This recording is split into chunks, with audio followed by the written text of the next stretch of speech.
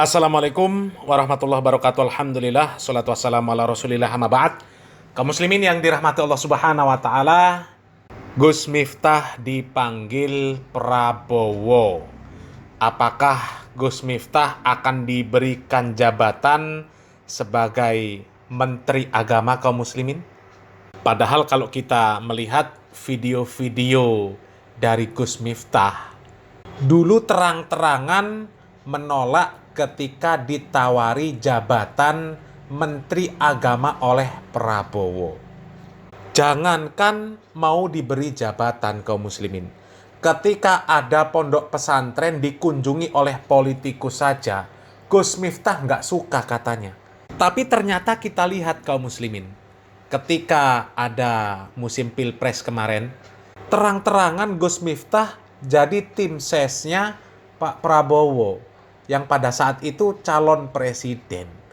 Padahal koar-koarnya seperti ini kaum muslimin. Coba kita simak lagi video-video yang terdahulu kaum muslimin. Maka saya paling tidak mau ketika pondok pesantren dimasuki politisi-politisi busuk.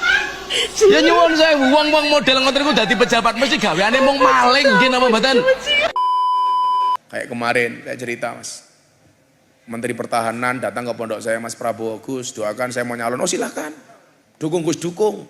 Gus minta mau nggak jadi Menteri Agama kalau saya jadi presiden? Nggak mau. Saya tahu Pak, Menteri Agama gajinya cuma 18 juta. Kalau saya jadi Menteri Agama yang seneng lurahnya Petung Sewu, undang pengajian gratisan. Tuh kaum muslimin, katanya nggak suka pondok pesantren dimasuki politikus-politikus. Tapi yang kedua, katanya pondok pesantrennya dikunjungi Pak Menhan, Pak Prabowo. Kalau Pak Prabowo nyapres, Gus Miftah dukung nggak? Dukung. Ya. Kemudian kalau Pak Prabowo jadi presiden, ditawari jadi Menteri Agama, mau nggak? Nggak mau katanya. Karena apa? Tahu gajinya Menteri Agama cuma 18 juta. Jadi intinya Gus Miftah ini nggak seneng dengan politikus dan juga nggak mau dikasih jabatan. Waktu musim pilpres itu saja, itu sudah terlihat bahwa Gus Miftah ini antara ucapannya dengan kenyataannya nggak sesuai. Nggak sesuai. Ya. Katanya nggak suka pondok pesantren didatangi oleh politikus. Ternyata didatangi juga politikus. Katanya nggak mau jabatan. Sekarang coba baca beritanya. Ini berita dari halaman tirto.id. Ya.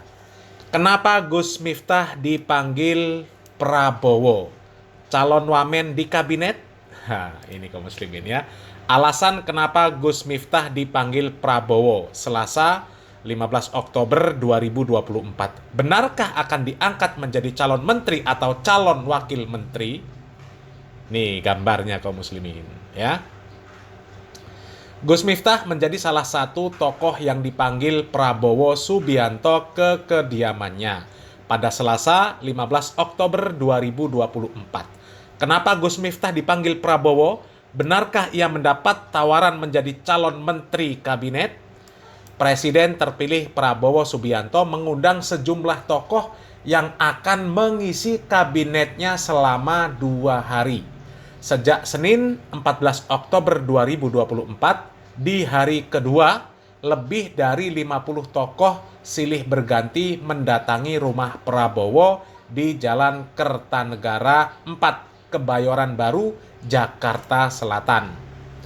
Ketua Harian Partai Gerindra, Sufmi Dasko, mengatakan bahwa pemanggilan tokoh-tokoh di hari kedua adalah untuk menentukan calon wakil menteri dan ketua badan di pemerintahan Prabowo mendatang. Tokoh yang dipanggil berasal dari berbagai kalangan, termasuk politikus, pejabat pemerintah, akademisi, purnawirawan Polri, purnawirawan TNI, selebriti, relawan, dan tokoh agama.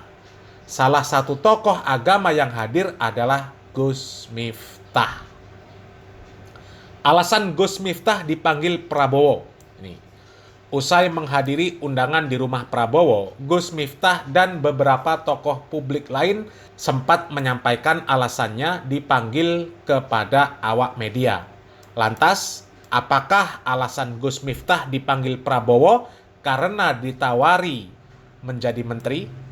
Nih, Gus Miftah menegaskan bahwa ia tidak disuruh untuk menjabat sebagai menteri atau wakil menteri. Ia mengatakan Prabowo memberikan arahan kepadanya untuk menjalani sektor moderasi serta toleransi. Bapak perintahkan untuk lebih banyak fokus di bidang moderasi, toleransi, dan semacamnya, kata Gus Miftah di depan rumah Prabowo Selasa 15 Oktober 2024. Melalui kesempatan yang sama, Gus Miftah juga membantah akan menjabat sebagai kepala badan tertentu di kabinet Prabowo, seperti beberapa tokoh yang diundang pada hari kedua lain. Ia hanya diberikan tugas khusus. Setiap orang yang dipanggil akan menjalankan perintah sesuai keahlian atau bidang masing-masing. Raffi Ahmad contohnya. Ia juga terdaftar sebagai salah satu orang yang datang ke kediaman Prabowo kemarin. Pendiri Rans Entertainment ini mengaku siap mengurus berbagai permasalahan generasi muda, badan kreatif, dan pekerja seni. Sama seperti Gus Miftah, Raffi tidak menyampaikan posisi pasti kepada awak media yang hadir. Bisa disimpulkan bahwa Prabowo belum mau menyampaikan kepada publik posisi apa yang akan diberikan kepada Gus Miftah maupun Raffi. Jabatan setiap tokoh yang hadir di undangan kemarin akan diungkapkan secara resmi oleh Prabowo. Ini siapa Gus Miftah? Nah, ini penjelasan profilnya Gus Miftah. Ini nggak perlu kita baca kaum muslimin ya. Ini cukup ini saja. Jadi kita tunggu saja kaum muslimin ya.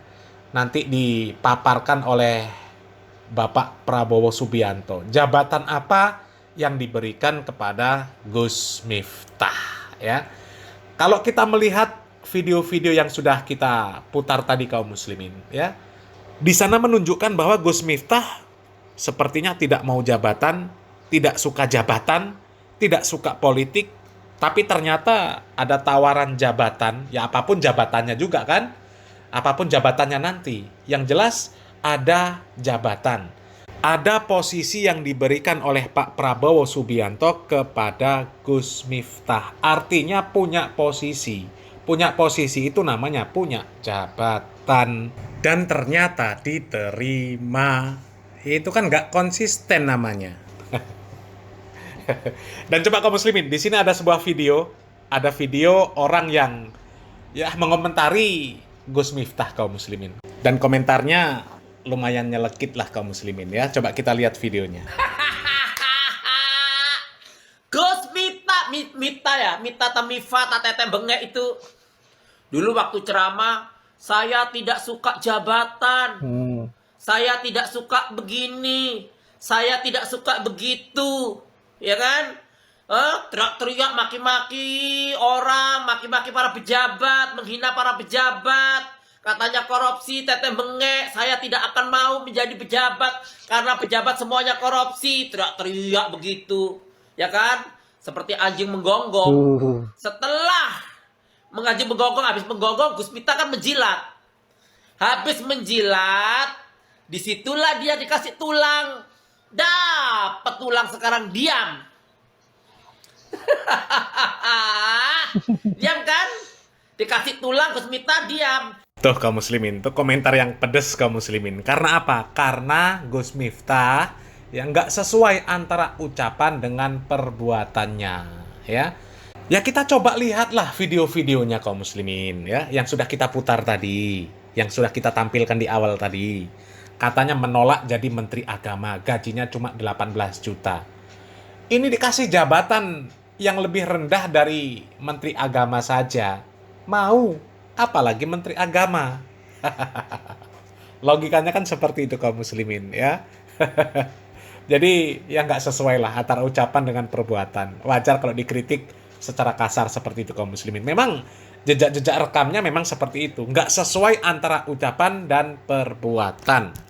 Dan coba kaum muslimin ya, kita tunggu pengumuman dari Pak Prabowo Subianto. Jabatan apa yang diberikan kepada Gus Miftah ya. Salam waras, salam akal sehat. Barakallahu fikum. Wassalamualaikum warahmatullahi wabarakatuh.